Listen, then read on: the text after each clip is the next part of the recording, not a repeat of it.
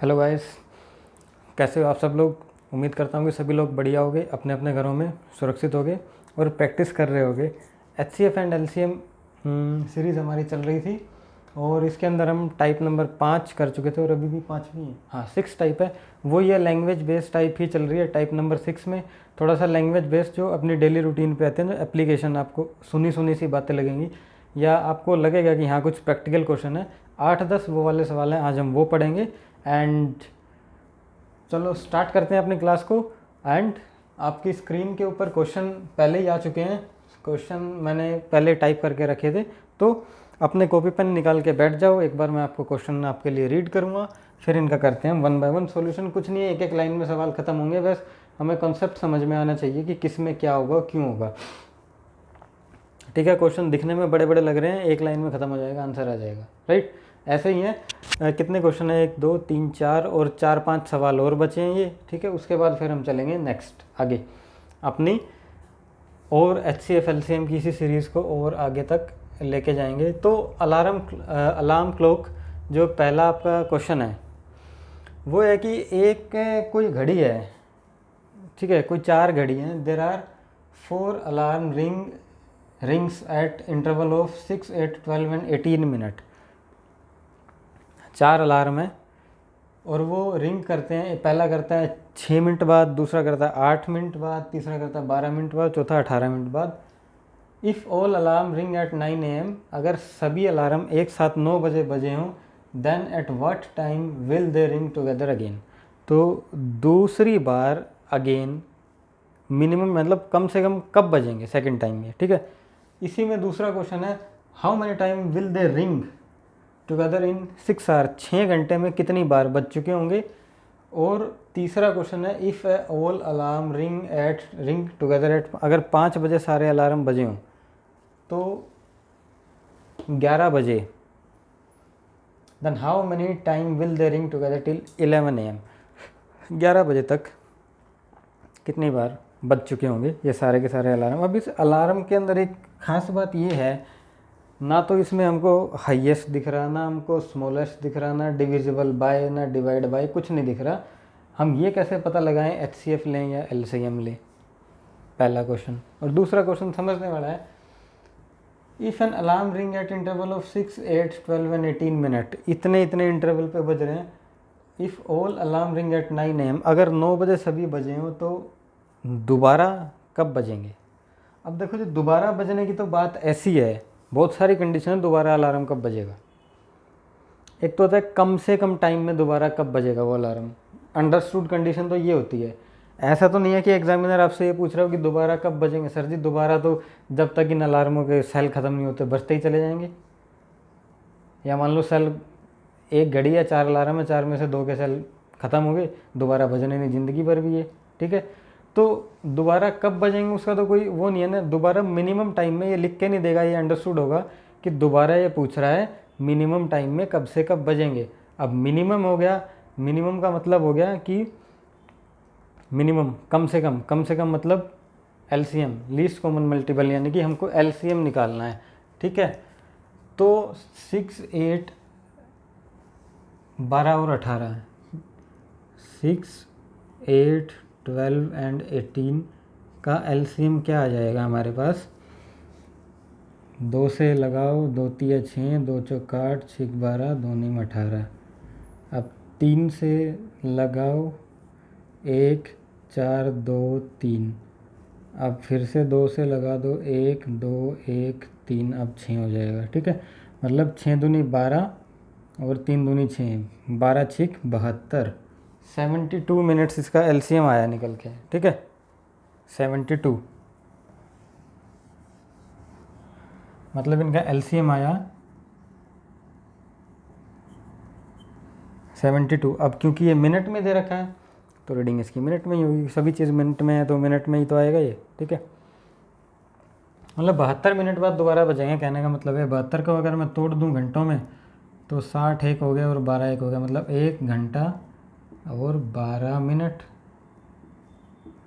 तो पहला question, then at what time will they ring together again. कितने बजे स्टार्ट हुए थे, ये हुए थे 9 बजे। 9 के अंदर 1 घंटा 12 मिनट जोड़ दो तो 10 10:12 फर्स्ट टाइम ये दोबारा बजेंगे। सेकंड क्वेश्चन इम्पोर्टेंट मार्क करा है और क्वेश्चन भी इम्पोर्टेंट है। सेकंड क्वेश्चन में ये पूछा है how many time will they ring together in 6 hours. ठीक है, 6 घंटे में कितनी बार बजेंगे, 6 घंटे के अंदर कितनी बार बजेंगे। 6 घंटे मतलब 6 6 36 360 मिनट और 1 मिनट ये 72 बज रहा है। ठीक है, यानी कि कम से कम 72 मिनट बाद बज रहा है। तो 72 पंजे 72 5 360। ठीक है, तो इसका बहुत सारे बच्चे क्या करेंगे, इसका 5 आंसर लगा के आएंगे और जो कि सरासर गलत। 5 आंसर इसका है ही नहीं। इसका आंसर है 6 घंटे में कितनी बार बजेंगे। तो सर ये 6 घंटे में जमा 1 6 बार बजेंगे आंसर।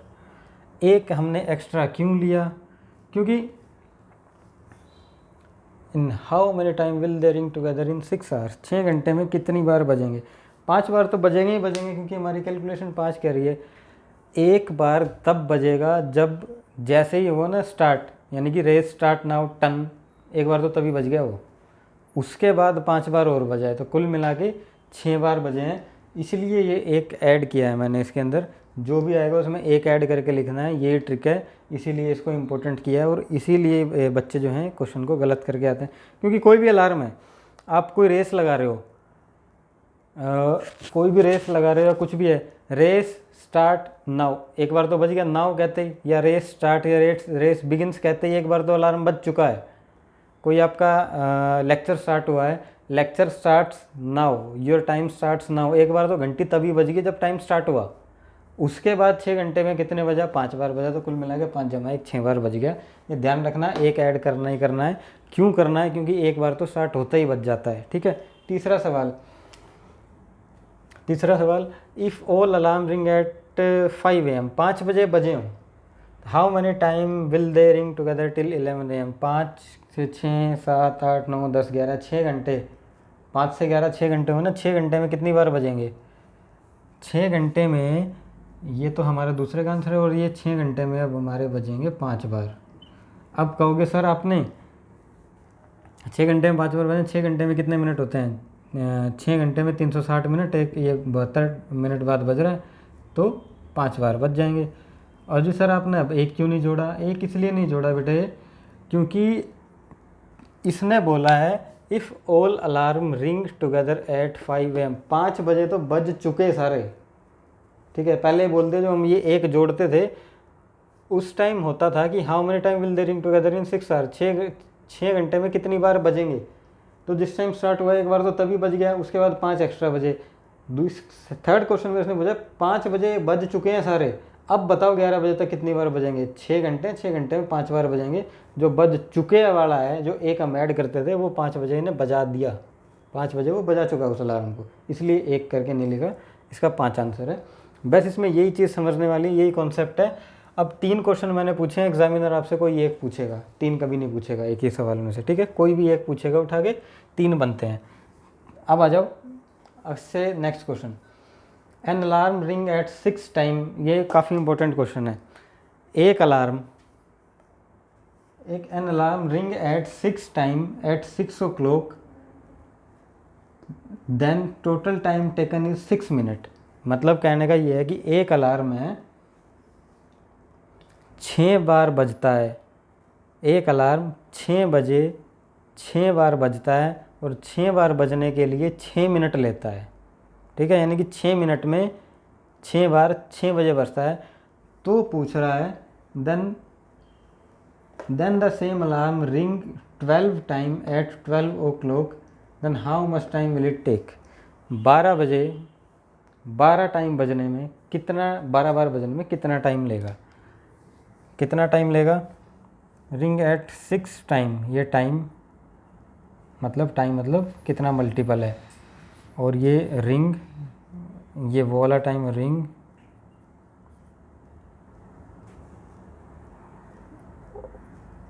ओ क्लॉक लिख लो, ओ क्लॉक मतलब अलार्म रिंग एट 6 टाइम, ये 6 time 6 o'clock, then the total time taken 6 minute, time taken 6 minute. तो पूछ रहा है 12 बजे 12 ओ क्लॉक 12 टाइम बजने में कितना टाइम लेगा। ठीक है, ये मेरा सवाल है, ये इसने पूछा है। अब वो यही वाला प्रीवियस क्वेश्चन जो है ना, इसी का एप्लीकेशन है, बस इसने थोड़ा सा एडजस्ट करके थोड़ा सा कॉन्सेप्चुअल लैंग्वेज में इस क्वेश्चन को पूछ लिया, और काफ़ी इंपॉर्टेंट क्वेश्चन ये बन जाता है हमारा। ठीक है, छोटा सा क्वेश्चन है, फेंक के मारो किसी के मुंह पे, बताओ एक अलार्म 6 बजे 6 टाइम बजने में 6 मिनट लेता है, तो 12 बजे 12 टाइम बजने में कितना मिनट लेगा। मैथ का नॉलेज टेस्ट करो अब किसी का भी। ठीक है, ये और फट से कहेगा 12 टाइम या 6 गुना 2 12, और ये सीधा सीधा गलत आंसर हो जाएगा। कैसे, कोई अलार्म है 6 बजे, an alarm ring at 6 time, 6 time बजा, 6 o'clock, then total time taken 6 minute. यानी कि 6 बजे 6 टाइम बजा है, 6 टाइम्स बजा है, 6 मिनट लिया है। 6 टाइम बजा मतलब टोटल मिला के 6 टाइम बजाए, 6 टाइम बजाए, तो टोटल मिला के 6 टाइम बजाए, उसमें से एक बार तो जब वो अलार्म की हमने काउंटडाउन स्टार्ट किया होगा तब बज चुका होगा। कहने का मतलब ये है कि 6 ओ क्लॉक 5 टाइम बजा, और 5 टाइम बजने में उसने 6 मिनट लिए, तो ये भी एक माइनस कर दो 11, तो 11 टाइम बजने में कितना मिनट लेगा। मतलब कोई अलार्म 5 टाइम बजने में 6 मिनट्स ले रहा है, तो वो 11 टाइम बजने में कितने मिनट लेगा। 6/5 इंटू में 11, ये हो जाएगा 66 डिवाइडेड बाई 5, 5 एकम 5, 5 तिया 15 हो गया ना, 1/5 बच गया, मल्टीप्लाई बाय 60, 12, मतलब 13 मिनट और 12 सेकंड, ये आंसर आएगा। 13 मिनट 12 सेकंड लेगा 12 बार बजने में ये अलार्म। ठीक है, यही कॉन्सेप्ट है, इसके अंदर हम सीधा सीधा 12 नहीं कर सकते, एक माइनस करना है। एक माइनस क्यों किया, क्योंकि एक बार स्टार्टिंग में बज चुका होगा, वो जिस टाइम काउंटडाउन स्टार्ट हुआ होगा, उसने बोला नहीं है कि वो काउंट किया है, उसने बोला alarm ring at 6 time at 6 o'clock. 6 o'clock 6 बजे 6 बार बजा है, 6 बजते ही मतलब 6 बजे 6 बार बजा है, यानी कि और टोटल टाइम उसने 6 मिनट लिया है। ठीक है, यानी कि जिस मूवमेंट से वो टाइम कैलकुलेट होना स्टार्ट होगा, तो एक तो उसी टाइम बज गया होगा, उसके बाद काउंट हुआ ना, तो एक माइनस किया, यानी कि 5 टाइम बजने में 6 मिनट लिए, इधर 11 टाइम बजने में कितने मिनट लेगा, सिंपल सी कैलकुलेशन कर दो। ठीक है, इसको छोटा छोटा करके मैं इसी कोने में लिख रहा हूँ। 5 टाइम बजने में 6 मिनट, तो 11 टाइम बजने में 6/5 इंटू में 11, ये हो जाएगा 13 मिनट और 12 सेकेंड आंसर। ठीक है, अब आ जाओ नेक्स्ट क्वेश्चन आपका।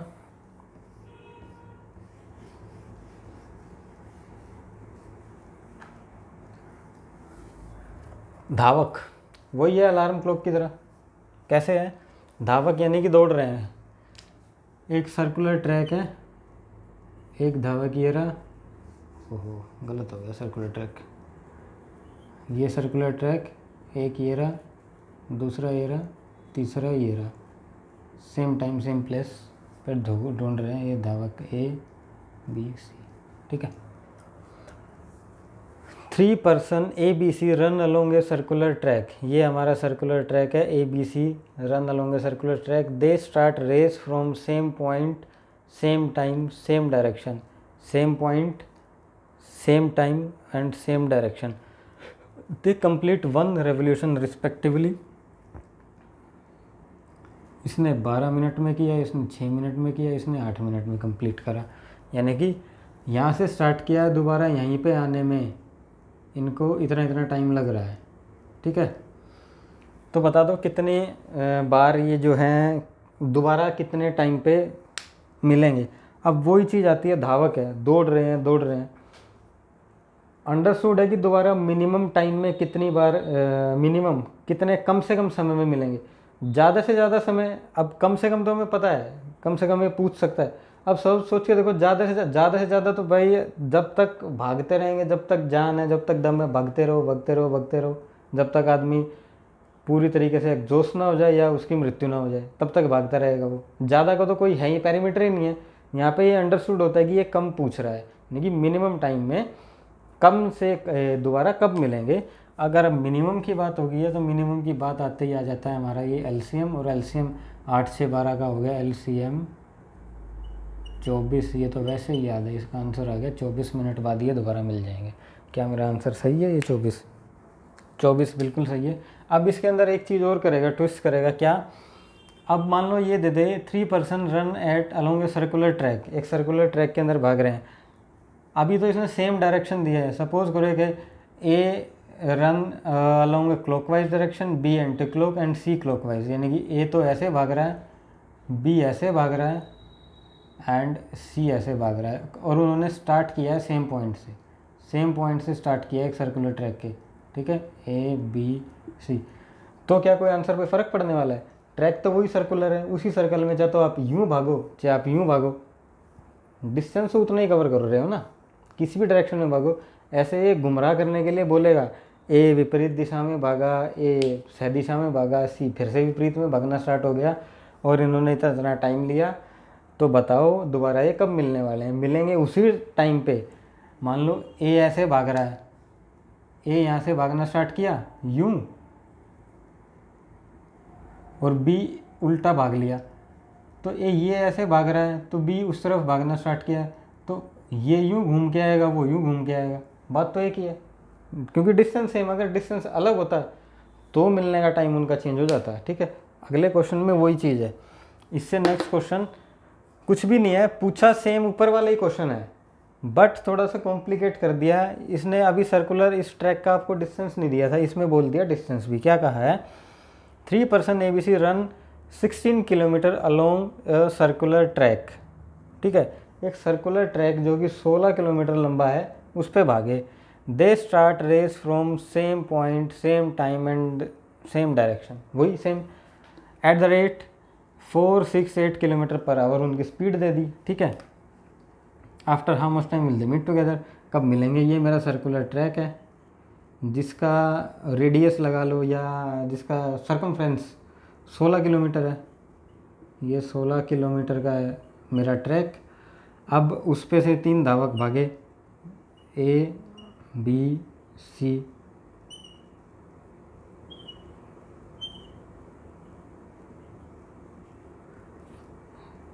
इनकी स्पीड दे दी। ये भाग रहा है 4 किलोमीटर पर आवर की, 6 के ये 8 किलोमीटर पर आवर स्पीड से भाग रहे हैं। तो बताओ कब मिलने वाले हैं दोबारा से ये, ठीक है। तो क्या इस क्वेश्चन में कोई दिक्कत है? कोई भी दिक्कत नहीं है। क्यों? स्पीड क्या होता है? डिस्टेंस अपॉन में टाइम, ठीक है। अब हमको कुल मिला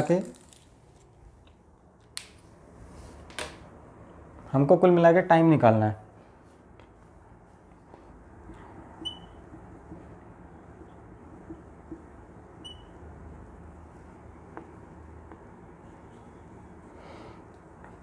टाइम हो जाएगा डिस्टेंस अपॉन में स्पीड, ठीक है। अब ए का टाइम निकालो, ए बी सी, डिस्टेंस कितना है? डिस्टेंस सभी ने सेम कैलकुलेट किया, 16 16 16, और इनका टाइम कितना है? ए ने लिया है डिस्टेंस अपॉन में स्पीड ना, ए की स्पीड है 4, इसकी 6 और इसकी 8, ठीक है। ये इनकी स्पीड होगी, मतलब ये इनका टाइम का रेशो आ गया, टाइम आ गया। टाइम आया ए का 4, बी का 8/3 और सी का, ठीक है। ये इनका टाइम आ गया, या यूँ समझ लो ए बी सी की स्पीड दे रखा है, या बोल रहा है ये ऊपर वाला है 3 ही है। अब इनका एलसीएम लो, क्योंकि मिनिमम है, मिनिमम में एलसीएम लेता है। अब प्रॉब्लम फंसेगी हमें, ये तो पता ही नहीं सर फ्रैक्शन का एलसीएम कैसे लेते हैं। फ्रैक्शन का एलसीएम कैसे लोगे? फ्रैक्शन का एलसीएम आपको लोगे, बता देता हूँ फ्रैक्शन का एलसीएम कैसे होता है। ओहो, मान लिया एलसीएम लेना है मेरे को, और ये मेरा फ्रैक्शन है a/b, और ये मेरा फ्रैक्शन है a/b और इसका मेरे को HCF लेना है। ठीक है, LCM लेना है तो ऊपर वाले का LCM, नीचे वाले का HCF, और अगर HCF लेना है तो ऊपर वाले का HCF, नीचे वाले का LCM। ऐसे होता है फ्रैक्शन का LCM का कैलकुलेशन। सिंपल सा फॉर्मूला है, जो चीज़ लेनी है फ्रैक्शन में, जो चीज़ लेनी है ऊपर वाला वही हो गया। यानी कि LCM लेना है तो ऊपर वाले का पहले LCM ले लो, यहाँ HCF लेना है तो ऊपर वाले का HCF ले लिया, उसका उल्टा नीचे कर दो। ठीक है, अब हमको LCM लेना है, यानी कि ऊपर वाले का LCM लो, 4 8 8 है ना, ऊपर वाले का LCM आ जाएगा 4 8 8 का सीधा सीधा लगेगा 2 4 4 2,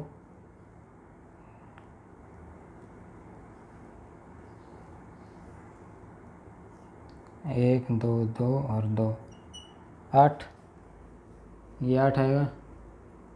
और नीचे वाले का HCF कुछ भी कॉमन नहीं आ रहा तो 1।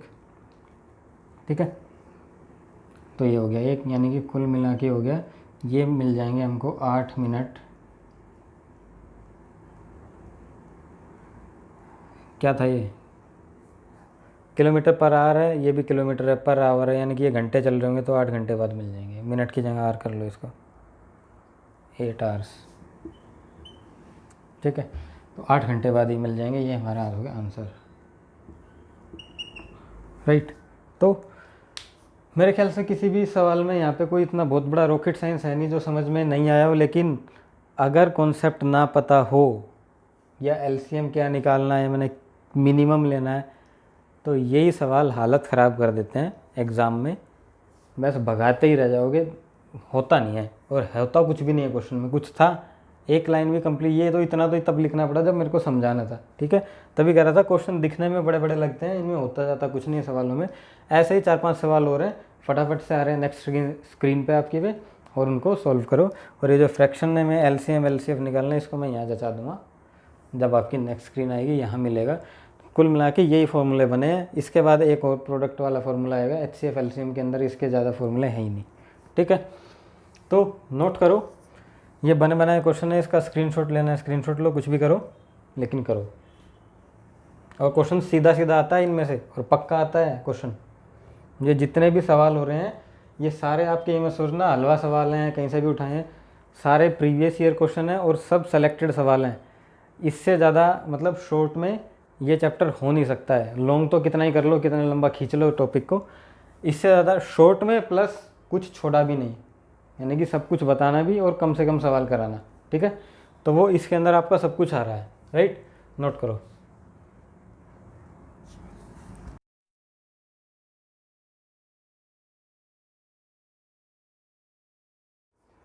ये और बचे हैं कुछ आपके 1 2 3 4 सवाल और हैं।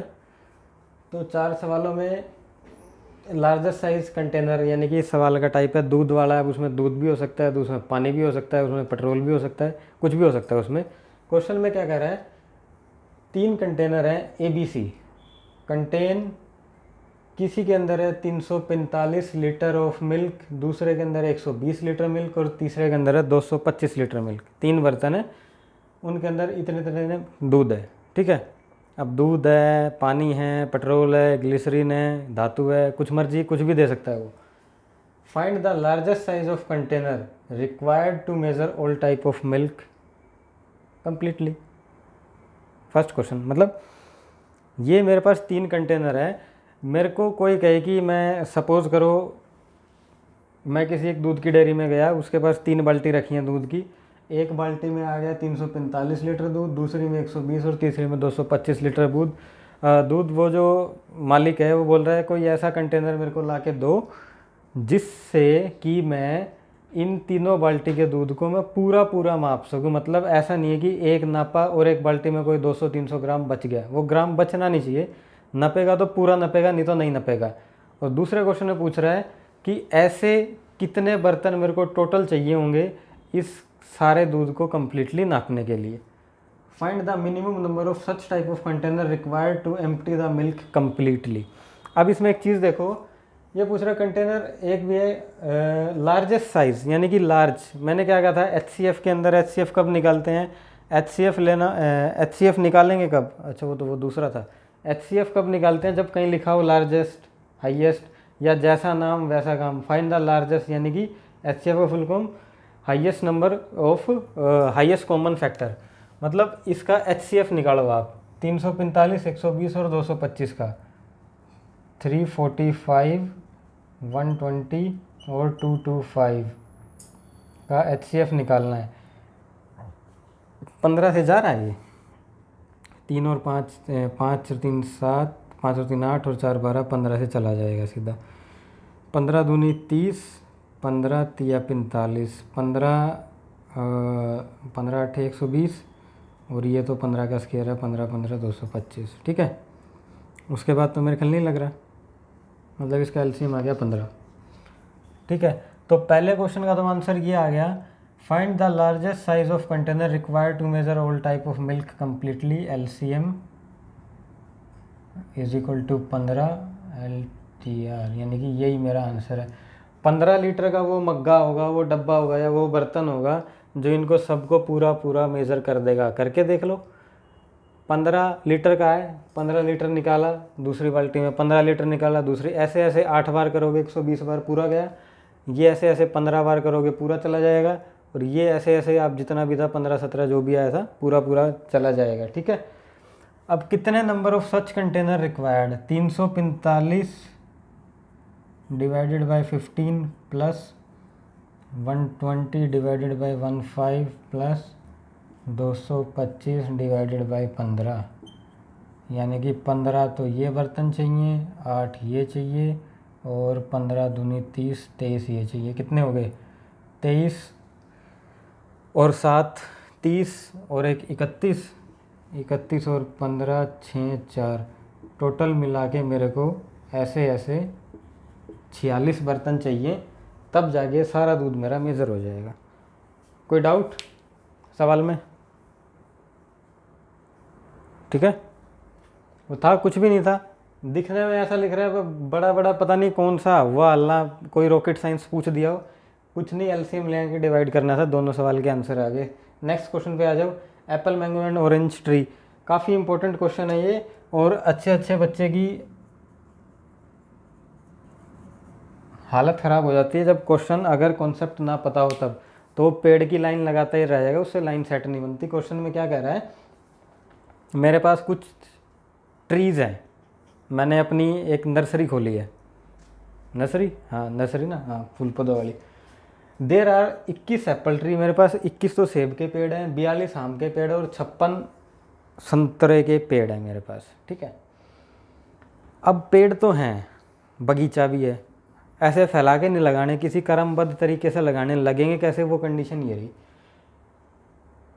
Planted in a row such that, एक लाइन में लगाने हैं और ऐसे लगाने हैं कि each row contain same variety of tree, ऐसा नहीं है कि एक आम लगाया दूसरा सेब घुसा दिया तीसरा संतरा घुसा दिया, ऐसे नहीं लगाने।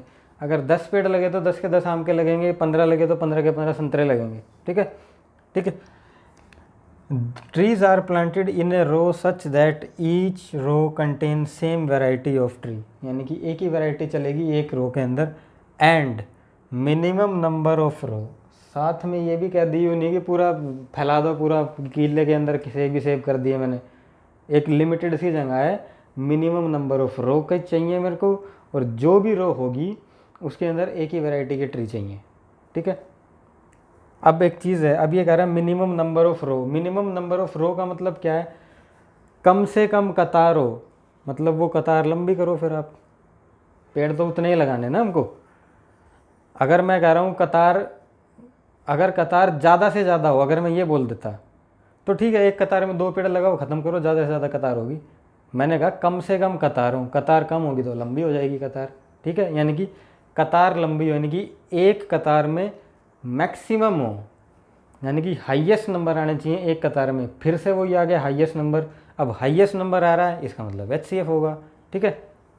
HCF का मतलब क्या होता है, हाईएस्ट कॉमन। और दूसरा चीज़ आप ये देखो ना, आपको मिनिमम नंबर ऑफ रो लगानी है, रोज़ का संख्या कम से कम करनी है, और ट्रीज़ भी इक्वल होने चाहिए, मतलब जितनी भी रो होंगी वो कम से कम इनसे कटती होंगी, 21 से 42 से और 56 से, ठीक है। तो इसका HCF लो 21, 42 एंड 56, का HCF 7 से लगाओ, 7 तिया 21, 6 42, 7 अट्ठे 56, उसके बाद नहीं जा रहा। HCF इसका 7 आ गया, ठीक है। 7 इसका HCF है। HCF हमने क्यों लिया? क्योंकि इसने एक कंडीशन, एक हिंट दिया हमको कि मिनिमम नंबर ऑफ रो होने चाहिए। नंबर ऑफ रो को मिनिमम करने के लिए उसमें पेड़ ज़्यादा से ज़्यादा लगेंगे, ज़्यादा से ज़्यादा लगेंगे। ज़्यादा का मतलब find the highest number, find the highest, highest मतलब HCF, ठीक है। 7 HCF आ गया जी। अब कितनी रो होंगी ऐसी ऐसी? तो 21 डिवाइडेड बाय 7, 42 डिवाइडेड बाय 7, 7 तिया 21, 7 6 42, 7 अट्ठे 56, 6 3 9, 9 दूनी 18 माइनस 1 17, 17 रो हो जाएंगी, ठीक है। 17 रो होगी। अब जरा सा देखो इस क्वेश्चन में और ऊपर वाले क्वेश्चन में कुछ फ़र्क था। सिर्फ एक में घुमा के आपसे HCF निकलवाया, दूसरे में घुमा के आपसे LCM निकलवा लिया, ठीक है। तीसरा सवाल, एप्पल डिस्ट्रीब्यूट करने हैं हमको। एक पर्सन है having a certain quantity of Apple, कुछ एप्पल है, हमें नहीं पता कितने एप्पल है उसके पास। इफ़ यू डिस्ट्रीब्यूट 6 और 8 एप्पल का सेट मैं बांट रहा हूँ, तो मेरे पास कुल मिला के लास्ट में 4 एप्पल बच जा रहे हैं, ठीक है। 4 एप्पल बच रहे हैं, इसका मतलब है, सोच के देखो या लिंक करो पिछली क्लासों से, 4 बचना मतलब रिमाइंडर, यानी कि किसी नंबर को मैं 6 8 से डिवाइड कर रहा हूँ, 4 रिमाइंडर बच रहा है। वही नंबर है अगर ही के बाद मैंने खाली डैश छोड़ दिया। If he distribute 10 and 12 apple then he left with again 4 apple. अगर वो 10-12 एप्पल भी बांट रहा है फिर 4 बच रहे हैं। अगर वो 15-16 एप्पल बांट रहा है फिर 4 बच रहे हैं उसके पास। मतलब किसी भी तरीके से उसने पेयर बना लिया, 6-8 का उसने पेयर बना लिया, 10 और 12 बांट के देख लूँ, उसने पेयर बना लिया 15 और 16 बांट दिए, कुल मिला के एप्पल लास्ट में बचे 4 उसके पास, ठीक है। तो पूछ रहा है कि उसके पास बेयर मिनिमम बताओ, एप्पल थे कितने जो बार बार 4-4 बच रहे हैं उसके पास, ऐसे कितने एप्पल हैं उसके पास। Find the minimum quantity of apple. अब मिनिमम का मतलब क्या है? मिनिमम का मतलब है लीस्ट कॉमन मल्टीपल। जहाँ मिनिमम हो या डिविजिबल बाय हो तो LCM निकलेगा। LCM किसका किसका निकलेगा? 6 8 10 12 15 16, ठीक है। इन सब का LCM ले लो। LCM कैसे लगाते हैं? सबसे पहले 2 लो। 2 क्या होता है? 2 होता है हमारा क्या, प्राइम नंबर, प्राइम से लेना चाहिए। 3 4 5 6 15 एंड 8, अगेन 2 से ले लो। 3 2 5 3 15 एंड 4, अब 3 से ले लो। 1 2 5 1 5 4, एक बार और 2 से जाएगा ये। 1 1 5 1 5 2, यानी कि 5 और 2 10 बच गया, लास्ट में 10 आ जाएगा, ठीक है। कितना हो गया? 2 दूनी 4 या 12 दूनी 24, 240। कम से कम मेरे पास LCM है ये 240 मेरा LCM आया निकल के, साफ साफ लिख देता हूँ। 240 मेरा LCM आया, मतलब ये 240 एक ऐसा नंबर है जिसके अंदर ये सारे नंबर है, 6 8 10 12 15 16। 15 को 240 से डिवाइड करो, पूरा पूरा काटेगा। इन किसी को भी 240 से डिवाइड करो, पूरा पूरा जाएगा। अब मेरे से मिनिमम ही पूछा था, एटलीस्ट जी 240 तो है ही है, लेकिन कह रहा है बार बार जी 4 बच रहे हैं मेरे पास, तो ये 4 ना होता तो पूरा कट जाता। अब 4 बच रहा है तो मेरे पास 244 सेव थे। अब 244 मेरे पास एप्पल है, कोई भी पेयर उठा लो। 244 मान लेता हूँ, 6 और 8 का पेयर उठाता हूँ। 6 और 8 8 एप्पल ले लो। 8 तिया 24, 1 8 2 8 एकम 8, 8 और 4, 8 से डिवाइड करो इसको। 8 तिया 24 और 1 8 एकम 8, 8 के बाद कितना रह गया? 6। अब इसमें गलती क्या हो रही है? 6 और 8 का पेयर था, ठीक है। 6 8 का पेयर मतलब 6 8 का फिर से LCM। अगर इसका LCM लेना तो बड़ा 8 एकम 8, 8 दूनी 16, 8 तिया 24, 24, 244 को 24 से मल्टीप्लाई करो, 24 एकम 24, 4 शेष बच के। किसी भी पेयर को ऐसे करके देख लो, बचेगा आपका 4 ही लास्ट में, ठीक है। Find the maximum number of student among them मेरे पास 1001 पेन है, 910 पेंसिल है। Among them 1001 pen and 910 pencil distributed such that each student get same number of pen and pencil. हर एक स्टूडेंट को सेम मिलना चाहिए पेन पेंसिल। सेम का मतलब क्या है? सेम का मतलब वो पेन पेंसिल मैं ऐसे बांटूँगा, जो भी मैं बांटूँगा वो इस नंबर से कटना चाहिए। अब जो भी मेरा नंबर आएगा वो इन दोनों नंबर से कटना चाहिए। प्रॉपर्टी HCF की होती है। सीधा सीधा कह रहा है HCF निकाल दो। क्या था? 1001 910 का HCF 13 7 91 91 एंड अगेन 13 7 91 13 7 0 और 7 11 10 91। 91 को मैं अगर मैं पेयर में दूं यानी कि 91। Find the maximum number of student. 91 ऐसे बच्चे हैं, मतलब वो 91 बच्चे होंगे जिनको मैं 91 बच्चों को यानी कि 13 पेन दूँ और 13 पेंसिल दूँ तो मेरे ये इक्वली डिस्ट्रीब्यूट हो जाएंगे। किसी के पास कुछ भी ज़्यादा नहीं आएगा। पेन और पेंसिल का रेशो बिल्कुल बराबर बराबर होगा। कोई समस्या इन चारों क्वेश्चंस के अंदर, और इन चार में से कोई ना कोई एक क्वेश्चन प्री मेंस कहीं ना कहीं ज़रूर धमकेगा। पिछले वाले 4 सवाल थे उनमें से भी आने के चांस है। उससे पिछले जो है आज ये बड़ी बड़ी 4 सवालों की स्लाइड आ रही हैं, बिल्कुल सेलेक्टेड क्वेश्चन आ रहे हैं और ये पक्के आएंगे क्वेश्चन किसी ना किसी एग्ज़ाम के अंदर। तो इनका स्क्रीनशॉट लेके इनको ध्यान से अच्छे से इनका एक एक लॉजिक मैं आपको समझा रहा हूँ। क्या आया, क्यों आया, 4 क्यों जोड़ा, 5 क्यों घटाया, LCM ही क्यों लिया, HCF ही क्यों लिया, माइनस ही क्यों किया, प्लस ही क्यों किया, हर क्यों का जवाब के साथ आपको मैं समझा रहा हूँ। उसका रीज़न यही है कि मैं एक क्वेश्चन समझाऊँ, सिर्फ एक समझाऊँगा, उसको ऐसा समझा दूँ कि उसका हर एंगल आपको पता हो उस सवाल का, रादर देन कि मैं 10 सवाल करूँ 10 के अंदर से 10 एंगल निकलें। इससे बढ़िया एक करा दो और इसी एक लेक्चर को, जो मैं अभी ये लेक्चर है, इसी को ध्यान से कम 4-5 बार ये सेम क्लास कर लेना। उसके बाद कोई मर्जी बुक उठा के आप सवाल निकालने स्टार्ट कर देना। गारंटी दे रहा हूँ एक सवाल गलत नहीं होगा आपका। ऐसे एज इट इज़ कॉन्सेप्ट दिमाग के अंदर चिपक जाएगा और उसके बाद क्वेश्चन जैसे ही आप पढ़ोगे, पढ़ते ही पता लगेगा आपको करना क्या है मेरे को सवाल में। ठीक है, अब तब जब ऐसा होने लगा समझो आपकी जो आपको टीचर समझा रहा है या जिस तरीके की आपकी तैयारी होनी चाहिए थी बिल्कुल सेट वैसे ही तैयारी आपकी हो रही है। कोई समस्या नहीं है तैयारी में, आपका कॉन्सेप्ट बिल्कुल क्लियर है। एंड मैथ रटने की चीज़ नहीं है, maths is all about concept clarity. क्योंकि एग्ज़ाम के अंदर क्वेश्चन को टफ एंड डिफ़िकल्ट एक ही तरीके से करता है, ये कॉन्सेप्ट को घुमा देगा। आपने रट रखा होगा तो रटा हुआ कभी काम नहीं आता। लाइव एग्जाम्पल आपके सामने है, इसके अंदर और इसके अंदर कोई फ़र्क था? एक में HCF निकाल के डिवाइड करवाया, एक में LCM निकाल के डिवाइड करवा दिया। ठीक है, लैंग्वेज को घुमा देगा और आपका सारा सिस्टम उल्टा हो जाएगा। कॉन्सेप्ट समझोगे तो चैलेंज करो भाई, घुमा, कितना घुमाएगा, एक बार घुमा। उसके बाद फिर आपकी प्रैक्टिस है, इससे ज़्यादा कुछ नहीं है। ठीक है, तो आएगा आपका अब नेक्स्ट स्क्रीन के ऊपर होंगे नेक्स्ट 2-4 और सवाल एंड फिर करते हैं आप अपने क्लास की समाप्ति। उसके बाद बचा कुचा जो भी HCF LCM हम पढ़ेंगे कल की क्लास में, और मोस्ट प्रोबेबली कल जो है निपट जाएगा, कल ये आपका ख़त्म हो जाएगा। तो नोट करो, आपकी नेक्स्ट स्क्रीन आ रही है आपकी कॉपी पे।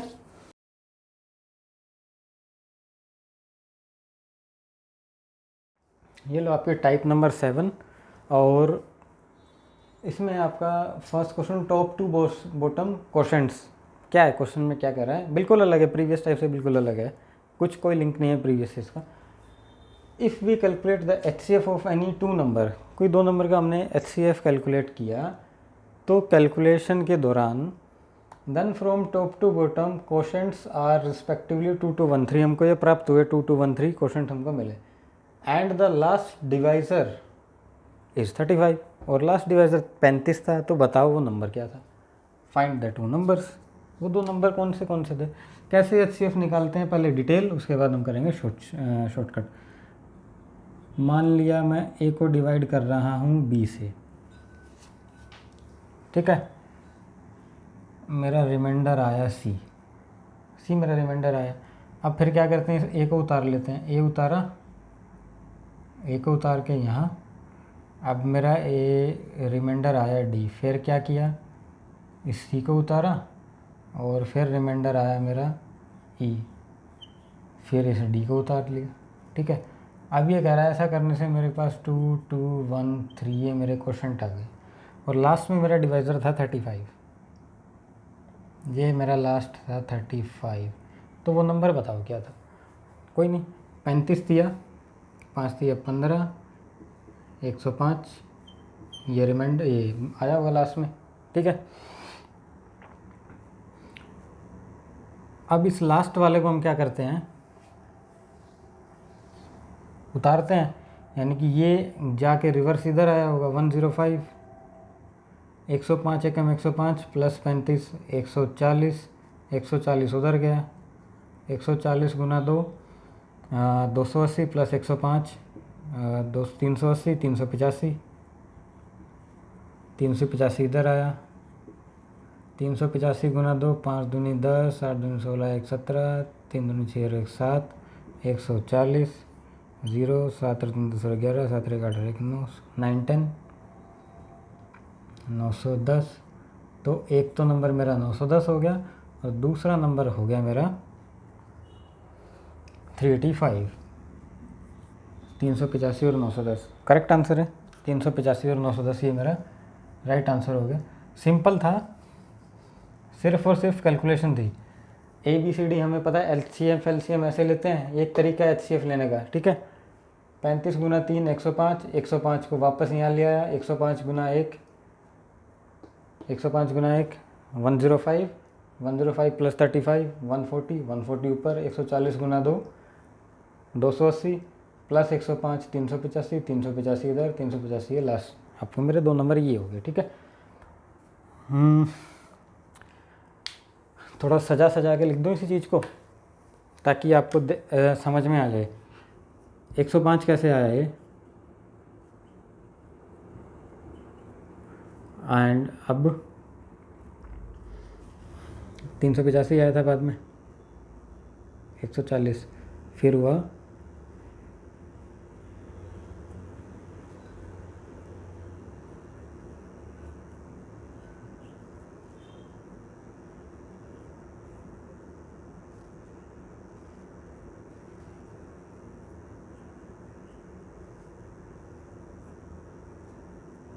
140 फिर 385 कैसे आया, 140 में 2 प्लस 105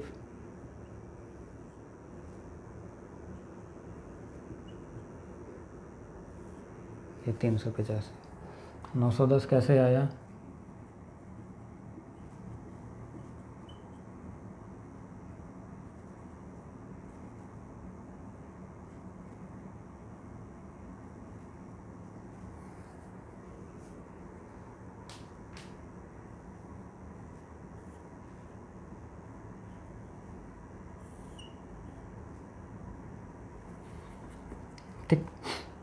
ठीक है, ये इस तरीके से आए हैं मेरे निकल के।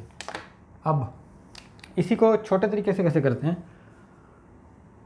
मेरे 2 2 1 3 आए निकल के, 2 2 1 3 ये मेरे क्वोशंट आए निकल के। लास्ट में बचा है मेरे पास 35।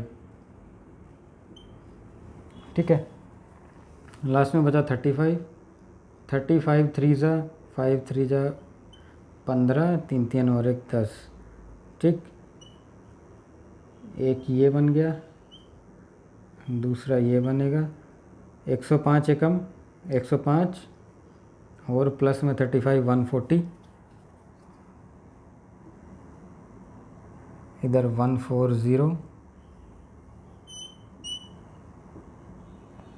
140 गुना 2 280 प्लस 105 385, लास्ट में ये बना 385 गुना 2 385 गुना 2 कितना आता है 770 770 प्लस 140 910। ठीक है, तो एक तो मेरा आंसर आ गया ये, एक मेरा आंसर आ गया ये और ये मेरे दो नंबर हो गए।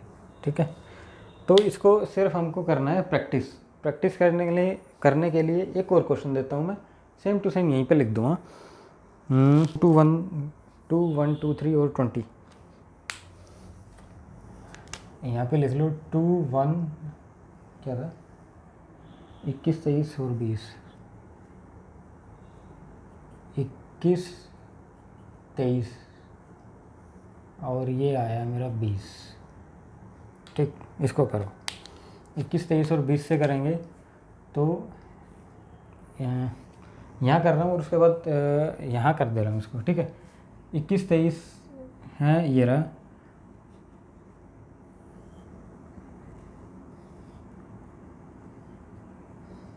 टू 1 2 3 छोटा छोटा कर दूँगा 2 1 2 3 और ये था 20। 20 दिया 60, 60 दूनी 120, 20 120 प्लस 20 140, 140 जमा 60 200, 200 गुना 2 200 दूनी 400 और 2 600। एक नंबर ये, दूसरा नंबर ये आंसर 600 और 200 ये मेरा आंसर हो जाएगा। 200 दूनी ये 540 है 540। ठीक है, ये मेरा आंसर, दूसरे सवाल का आंसर ये था। ठीक, तो ये था क्वेश्चन वाला क्वेश्चन आपका सीधा सीधा आता है, इसमें बस कुछ भी नहीं है, ना कुछ घुमाना ना तोड़ना मरोड़ना, सिंपल से आपको एक कैलकुलेशन करनी आनी चाहिए। डिटेल ये है, शॉर्टकट इसका ये है। अब दूसरा क्वेश्चन पे आओ, सेम वही है। इसमें इसके अंदर तो आपको एलसीएम निकाला था, इस तरीके से एलसीएम निकलवा रहा है। अब इसने बोल दिया ना 3 नंबर, 3 नंबर बोलते ही हमारा दिमाग के अंदर एक चीज़ आएगी, ये क्या साफ हो गया, अच्छा कुछ भी नहीं है। 3 नंबर बोलते हैं हमारे दिमाग के अंदर एक चीज़ आएगी कि ऐसे वाला एलसीएम है, ऐसे करके निकाला है इसने। ठीक है, इफ़ वी कैलकुलेट HCF ऐसे करके निकाला है और finally 3 number, then from top to bottom divisor are 2 2 3 5, ये 2 2 3 5 ऐसे करके डिवाइज़र आए होंगे। और कह रहा है फिर लास्ट में and 1 2 3 are in the last row, 1 2 3 ये लास्ट रो में मेरे बच गए। तो नंबर बताओ क्या थे, बता दो नंबर क्या होंगे। रिवर्स में गुना करके चलो, 5 एकम 5 10 15, 5 तिया 15, 10 तिया 30, 15 तिया 45 और 15 दूनी 30, 60 और 90, इसका डबल 60, 120 एंड 180, ये मेरा आंसर। ठीक, 180 ये मेरा आंसर आ जाएगा, 60 20 और 180। ठीक है, इसी का शॉर्टकट के अंदर क्या कह रहा है ये, शॉर्टकट के अंदर इसने मेरे को ये बोला कि लास्ट में HCF निकाला मैंने किन्हीं 3 नंबर का, 3 नंबर का HCF निकालने के बाद the 3 number from top to bottom मेरे को ये मिला 2 2 3 5 ये मिला और लास्ट में 1 2 3 बचा। इसने यही बोला है ना, लास्ट में ये बचा। अब हमको एक चीज़ पता है, HCF जब निकलता है ना, HCF कुछ भी नहीं छोड़ता, कुछ भी नहीं छोड़ता। अगर ये 1 2 3 निकला है ना, इसके बाद इसमें कुछ निकल ही नहीं सकता होगा, तब ये बचा है। और दूसरा जो भी HCF में निकलता है, यानी कि हमने ये फॉर्मूला पढ़ा है रेशियो, ये क्या है, ये मेरा रेशियो ही तो है। रेशियो को अगर मैं HCF से मल्टीप्लाई कर दूं तो वो मेरा नंबर आ जाएगा। सेम यहाँ कर दो, ये क्या है 5 तिया 15 दूनी 30 दूनी 60, 60 कॉमन निकाला है और ये रेशो बचा है, यानी कि 1:2:3। इसको 60 से मल्टीप्लाई करो ज़रा,